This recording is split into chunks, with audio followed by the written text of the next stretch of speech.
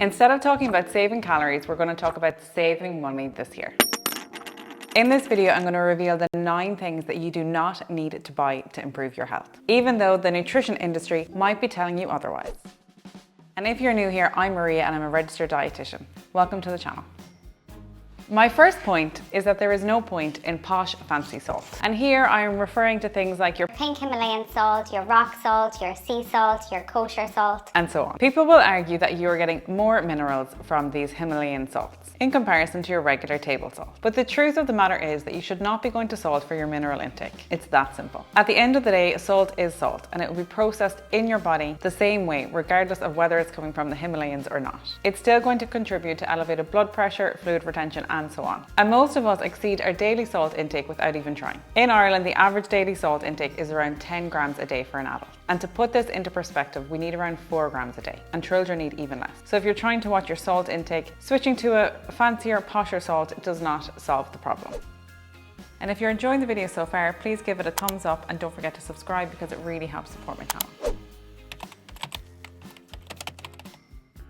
The majority of people do not eat enough fruit and vegetables. So the first problem to solve is quantity, not quality. I always advocate to buy more fruit and vegetables instead of spending more on organic to get less. The organic label does not directly translate into higher quality or higher vitamins and minerals. In fact, I think that it can sometimes get in the way of people making the best food choices for their budget, preferences, and situation. I love to remind people of all of the research that we have on the health benefits of fruits and vegetables, and that this research was mainly done on conventional produce, not organic. So when you read headlines about certain fruits and vegetables being good for your health, these studies are almost exclusively done using conventional fruits and vegetables. And we have decades of correlational research showing that people who eat more fruit and veg generally live longer and healthier lives. The research does not distinguish between whether it's organic or not. And if there was a risk from eating foods that are not organic, we would not be seeing this association. So just eating your fruit and veg, no matter what kind, is health promoting. And for most people with rising inflation and the cost of groceries, making money go as far as possible by choosing your conventional foods, the vast majority of the time, is usually best. Financial health is important too. Now this is a random one, but I feel many people fall victim to this. Have you ever decided to adopt a new healthy lifestyle? And in the pursuit of this, you look up several new recipes that you want to try. After that, you go to the store and you spend a considerable amount of money on different spices and ingredients, only to find yourself a few months or a year later with all of those barely used ingredients taking up space in your kitchen. I think we've all been there, myself included. But a little secret that I love to remember is that cooking is an art, but baking is a science. And what I mean by this is that when you're cooking, you can often make substitutions and use alternative ingredients without affecting the outcomes too much. For example, if you don't have a particular spice that you need, you can try to Google alternative spice for mixed spices or chili, and you might have something in the cupboard that will do a similar enough job. And this might be a good place to start, especially if you're only really getting into the cooking and starting to make recipes from scratch. Of course, if you want to really go for it with your culinary skills and try to be 100% perfect, then by all means follow the recipe 100%. But just be aware that you can be a little bit flexible sometimes. It's the same with vegetables. If a recipe says that you need 2 peppers and you only have 2 carrots, you might be able to use the carrots instead. It's all about using what you have and trying to avoid waste. However, when it comes to baking, it is different, for the most part anyway. You do need to follow the recipe 100%, because baking is a science. And there's a lot of things you can't change, otherwise the bread won't rise or the dough won't stick or the cake won't come out like it's meant to. But keep this in mind when you're in the kitchen, and you might be able to use more of what you already have. Now, I'm not against vitamin and mineral supplements at all. In an ideal world, obviously it'd be great if we could get everything that we need from our diet. But studies suggest that we can't. In Ireland, for example, 1 in 3 people do not eat fish. And if you think about the important nutrients in fish, like your omega-3s and your iodine and your vitamin D, not eating fish is going to lead to nutritional gaps in your diet. And we also know that people are just not getting enough vitamin D.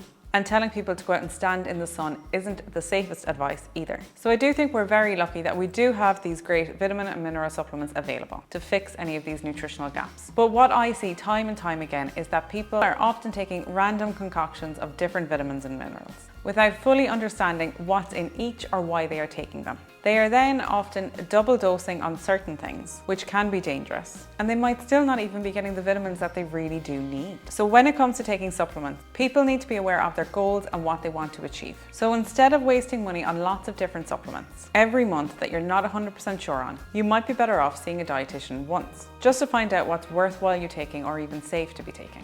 The supplement industry makes a lot of money.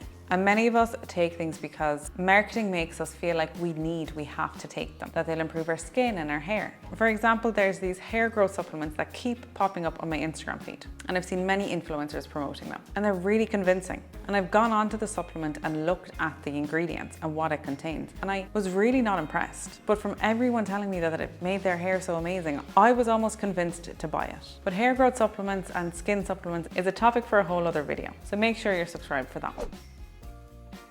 And this leads me on to greens powders, which are advertised pretty much everywhere you turn. And they are a blend of powdered greens made from various antioxidant-rich fruits and vegetables, leafy greens like spinach, edible grasses like wheatgrass, different things like spirulina, green tea extract, ashwagandha. We see flaxseed, probiotics, digestive enzymes, and fiber, amongst other different things added into these powders. And so what they do is the ingredients are dehydrated and ground up into a fine powder that you can add into things like smoothies or water and shake. And they all have slightly different recipes and different ingredients based on the brand.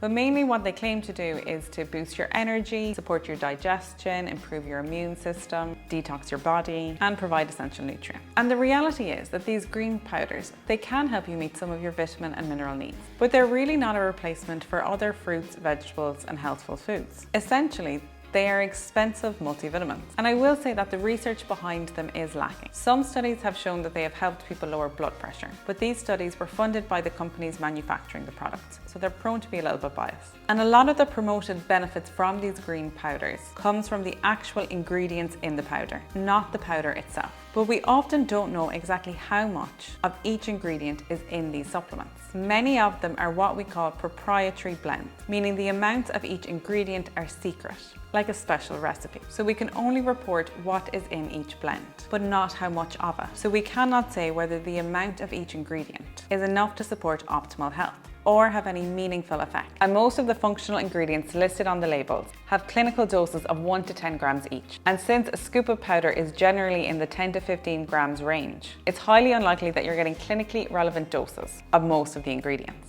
I don't think they are bad, but I think they are unnecessary for most people, particularly if you have a decent intake of fruit and vegetables. If you had a very small appetite or struggle to get in your fruit and veg, they may fill the gaps when your diet is less than optimal, so I don't want to be all negative.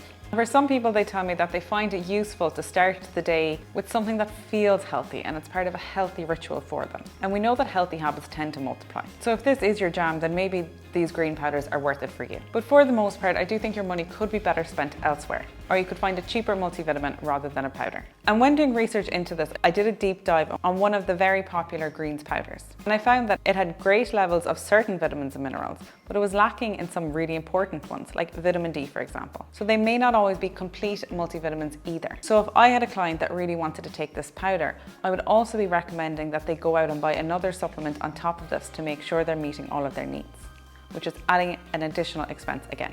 And many of these green powders, they also claim to count as several servings of fruit and veg. And that's simply just not true. Because while you might get a hefty dose of important nutrients, lots of what is naturally found in whole fruits and vegetables is lost when it's processed into a powdered form, like fiber, for example. So there are many commercially available tests that claim to diagnose food allergies or intolerances. These are often found in your local pharmacy or through ads online. I don't understand how they're still getting away with selling these things. But they market themselves exceptionally well, with promises that they're going to help you identify your triggers for bloating and reduce this or improve your gut health. But the bottom line is that you should not spend money on these because they have no scientific basis. Most of them are IgG intolerance tests. And what they do is they look for IgG antibodies in your blood after eating. And the result is that they come back and tell you that you are intolerant to a huge list of foods. But IgG antibodies play a normal and important role in helping to maintain our tolerance to food. These antibodies simply confirm that you have eaten that food recently and your body is having a normal response to it.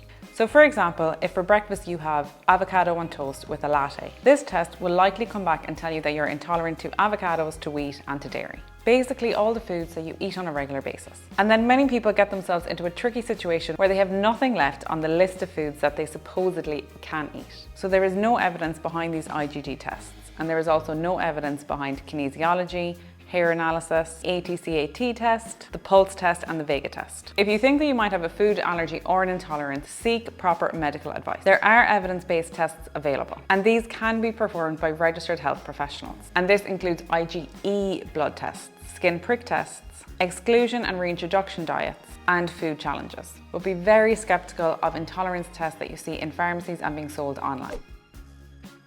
My last point is that you don't need protein powders, but you do need protein. When working with clients, I always recommend that they include a source of protein with all of their meals, as this helps with fullness and satiety. And for a lot of people, they don't need protein powder to do this. They can quite easily meet their protein needs through food. A few things to ask yourself would be, do you usually eat a protein source like meat, fish, beans, tofu, lentils or nuts at most meals? And do you include protein at snacks? If you feel that you're falling short, or maybe you're not feeling satisfied at meals, or you're frequently very hungry between meals, then a protein powder may be helpful. But keep in mind that your body can usually only use around 30 grams of protein at one time. If you're having a protein shake alongside a meal that already has a protein source, the additional protein is not likely to be of any benefit. What I find happens is that people associate trying to improve their health and starting new workout routines with drinking protein shakes, and they think that this will help them reach their goals. And that's why I've added it to this list. Because if you're just adding in protein shakes without really understanding why or what you're doing, for example, people trying to lose weight, sometimes they're just adding in additional calories rather than thoughtfully thinking this one through. I will say that protein powders can sometimes be a cheaper alternative to protein sources, especially if you live somewhere like Bermuda. But whole foods still have more benefit. Like if I had a bolognese tonight for my dinner, I would be getting protein from the beef, but I'd also be getting iron and B12. Whereas if I was to have a protein shake, I'd only be getting the protein. And it might not give you the same level of satisfaction either. I hope you've enjoyed this video. Thank you very much for watching, and I'll see you next week.